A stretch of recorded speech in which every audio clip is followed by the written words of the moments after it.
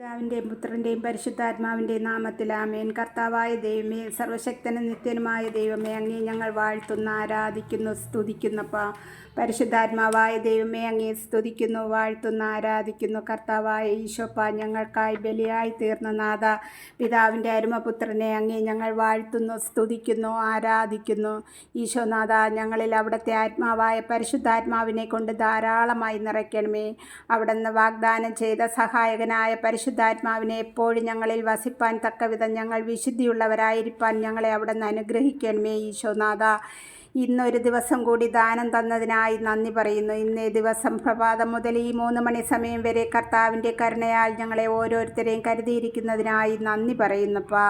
ഈശോനാഥ, ഞങ്ങൾക്ക് ആവശ്യമായ നന്മകൾ തന്ന് അനുഗ്രഹിച്ച കൃപയെ ഓർക്കുന്നു. ഞങ്ങളെ എല്ലാവരെയും ആത്മീയ ഉണർവ് നൽകി അനുഗ്രഹിക്കണമേ. ഈശോ അവിടുത്തെ പിതാവിൻ്റെ ഇഷ്ടം നിറവേറ്റിയതുപോലെ ഞങ്ങൾ അവിടുത്തെ ഇഷ്ടം നിറവേറ്റി ജീവിപ്പാൻ ഞങ്ങളെ അനുഗ്രഹിക്കണമേ. ഈശോനാഥ, കരുണയുടെ ഈ സമയം അനേകം മക്കൾക്കായി സമർപ്പിച്ച് പ്രാർത്ഥിക്കുന്നു. കർത്താവെ, ഇന്ന് കർത്താവിൻ്റെ സന്നിധിയിൽ തരുന്ന വിഷയം, ഇന്ന് യാത്ര ചെയ്യുന്ന ഓരോ സഹോദരങ്ങളെയും മക്കളെയും സമർപ്പിക്കുന്നു. ആകാശമാർഗത്തിൽ കൂടിയും ജലമാർഗത്തിൽ കൂടിയും കരമാർഗത്തിൽ കൂടിയും യാത്ര ചെയ്യുന്ന എല്ലാ യാത്രികരെയും സമർപ്പിക്കുന്നു.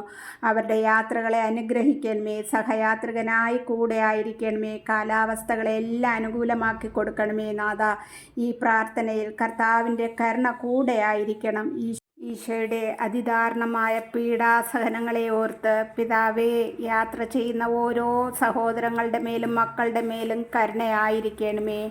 ഇന്ന് തിരുവചനം വായിച്ച് ധ്യാനിക്കുവാനെടുത്ത ഭാഗം 2 കൊറിന്തോസ്കാർക്ക് എഴുതിയ ലേഖനം 5-ാം അധ്യായത്തിൻ്റെ 11 മുതൽ 21 വരെയുള്ള വാക്യങ്ങൾ വായിച്ചു. അതിലെനിക്ക് ചിന്തിക്കാനിടയായത് 14-ാം വാക്യവും 17-ാം വാക്യവുമാണ്. എല്ലാം നമ്മെ നേരായ മാർഗത്തിൽ നടത്തുന്ന വചനം തന്നെയാണ്. എൻ്റെ ചിന്തയിൽ വന്നത് ഈ 2 വാക്യങ്ങളാണ്. ക്രിസ്തുവിൻ്റെ സ്നേഹം ഞങ്ങൾക്ക് ഉത്തേജനം നൽകുന്നു എന്നാണ് അപ്പോസ്തലൻ പറയുന്നത്.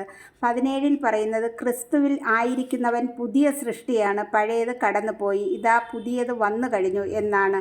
എന്നെ കേൾക്കുന്ന പ്രിയ സഹോദരങ്ങളെ, നാം ഓരോ ദിവസവും കർത്താവിനോട് പറ്റിച്ചേർന്നാൽ നമ്മുടെ മനസ്സിന് ഉത്തേജനം തന്നെയാണ് ലഭിക്കുന്നത്. എന്തെന്നില്ലാത്ത ഒരു സന്തോഷവും സ്നേഹവും ഒക്കെ തോന്നാറുണ്ട്. എൻ്റെ അനുഭവമാണ് ഞാൻ പറയുന്നത്.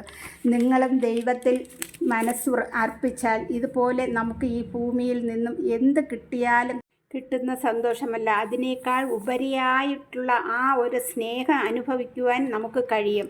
അങ്ങനെ ആയാൽ മാത്രമേ 17-ാം വാക്യം പറയുന്നത് പോലെ നാം പുതിയ സൃഷ്ടിയായി മാറും, പഴയ സ്വഭാവം മാറും, ഉറപ്പാണ്. ഈ കരുണയുടെ സമയം കർത്താവെ, എല്ലാ സഹോദരങ്ങളെയും മക്കളെയും ഞങ്ങളെ തന്നെ അവിടുത്തെ കരുണയ്ക്കായി